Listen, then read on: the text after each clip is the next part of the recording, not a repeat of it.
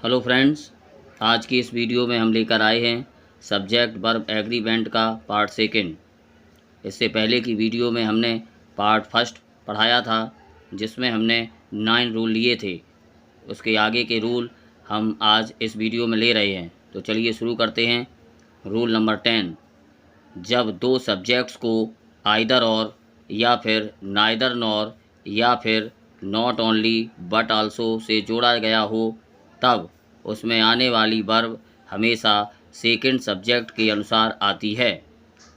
चलिए इनके कुछ एग्जांपल्स देखते हैं। तो पहला एग्जांपल है आइदर यू और ही आर गोइंग देयर। नेक्स्ट है आइदर यू और ही इज़ गोइंग देयर। तो फ्रेंड्स, इसमें सेकंड सब्जेक्ट ही है जो कि सिंगुलर है और वर्ब प्लूरल आया है, इसलिए सेंटेंस रॉन्ग है। और इस एग्जांपल में आइदर यू और ही इज़ गोइंग देयर, इसमें सेकंड सब्जेक्ट सिंगुलर है, वर्ब भी सिंगुलर है, इसलिए सेंटेंस राइट है, क्योंकि वर्ब हमेशा सेकंड सब्जेक्ट के अनुसार आती है। अगला एग्जांपल है neither the parents nor the sons has come. और नेक्स्ट है neither the parents nor the sons have कम।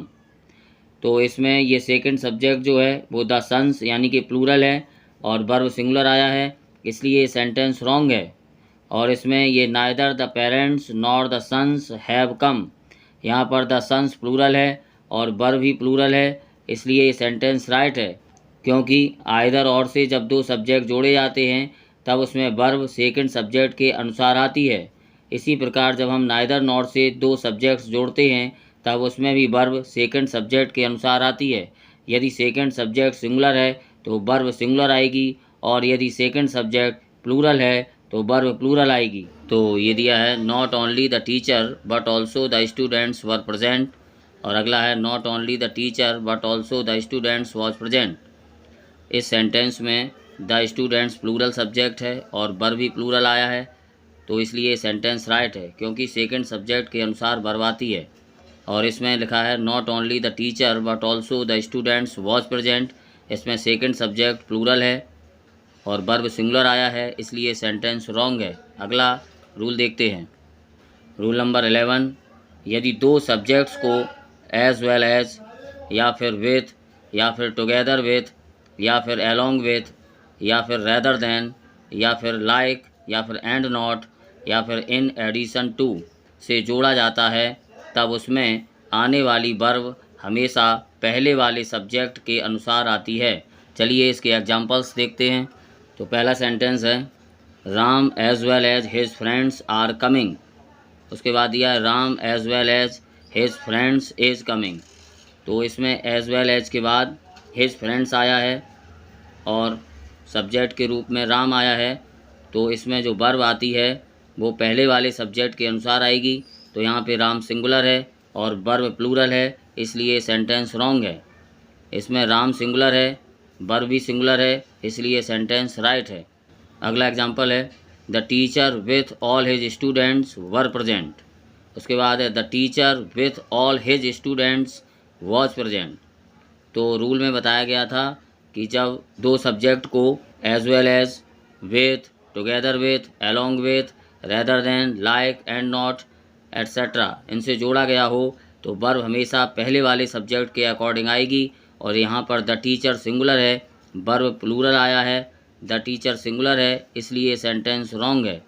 और यहाँ पर द टीचर सिंगुलर है और वर्ब भी सिंगुलर है, इसलिए सेंटेंस राइट है।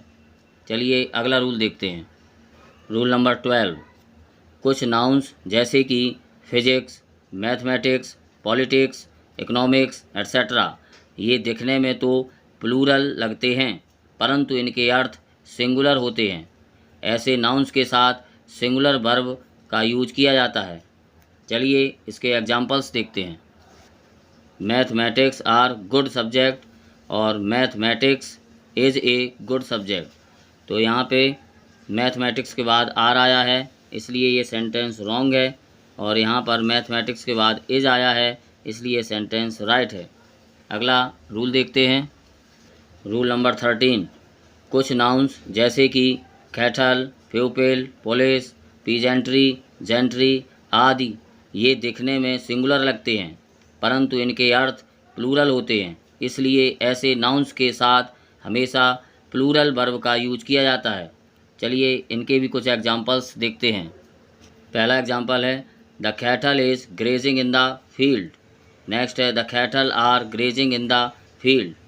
तो द कैटल के साथ प्लूरल वर्ब आता है और यहाँ पर सिंगुलर वर्ब आया है, इसलिए सेंटेंस रॉन्ग है। इधर द कैटल के साथ प्लूरल वर्ब आया है, इसलिए सेंटेंस राइट है। और इसमें दिया है the cattles are grazing in the field. यहाँ पर कैटल्स में एस लगा दिया है, तो इसलिए ये सेंटेंस रॉन्ग है। कुछ और एग्जांपल्स देखते हैं। The pupil was fully satisfied with the PM। Next है the pupil were fully satisfied with the PM। तो यहाँ पर प्यूपिल आया है द प्यूपिल और इसमें सिंगुलर वर्ब आया है, इसलिए सेंटेंस रॉन्ग है। और यहाँ पर द प्यूपिल के साथ प्लूरल वर्ब आया है, इसलिए सेंटेंस राइट है। रूल नंबर 14 देखते हैं। फ्यू, ए फ्यू और द फ्यू के बाद प्लूरल नाउन तथा प्लूरल वर्ब का यूज किया जाता है, जबकि little, a little, the little के बाद अनकाउंटेबल नाउन और सिंगुलर वर्ब का यूज किया जाता है।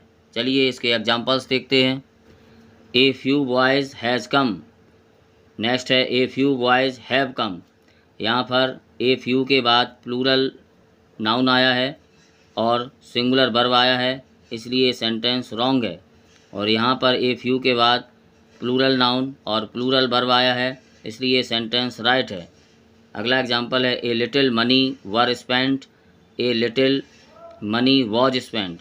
यहाँ पे ए लिटिल के बाद मनी आया है जो कि अनकाउंटेबल नाउन है और वर्ब प्लूरल आया है, इसलिए सेंटेंस रॉन्ग है। इधर ए लिटिल के बाद मनी है और वर्ब सिंगुलर है, इसलिए सेंटेंस राइट है।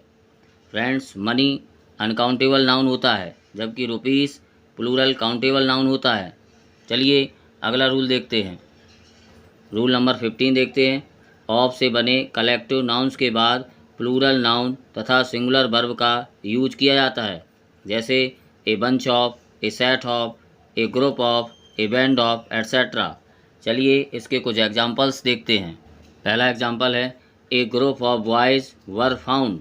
उसके बाद यह है a group of boys was found.